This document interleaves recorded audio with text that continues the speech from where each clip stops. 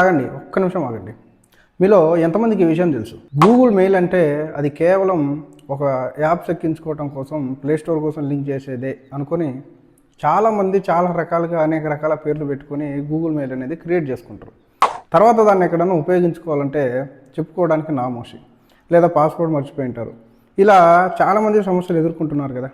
అది చెప్పుకోలేక కొత్త మెయిల్ ఇలా క్రియేట్ చేస్తూ అన్నిటి పాస్వర్డ్లు మర్చిపోతుంటారు. కాబట్టి గూగుల్ వాడు మన బాధను, మన పరిస్థితిని అర్థం చేసుకున్నాడు. దానికి ఒక సొల్యూషన్ తీసుకొచ్చాడు. ఏంటంటే ఈ గూగుల్ మెయిల్ యొక్క పేరు అనేది, డొమైన్ అనేది మార్చుకోవచ్చు మనం. అది కేవలం సంవత్సరానికి ఒకసారి కుదురుతుంది. గూగుల్ మెయిల్ అనేది ఓపెన్ చేసి అందులో ఎడిట్ ఆప్షన్లోకి వెళ్ళి ఇది మార్చుకోవచ్చు. లైఫ్ టైం మొత్తంలో కేవలం 3 సార్లు మాత్రమే మార్చుకోవచ్చు. ఇలా ఎవరైనా తింగరి పేర్లు పెట్టుకున్న వాళ్ళు ఉంటే ఇప్పుడే ఆ 3 సార్లలోనే ఒకసారి ఒక మంచి పేరుగా దాన్ని ఎడిట్ చేసుకోండి.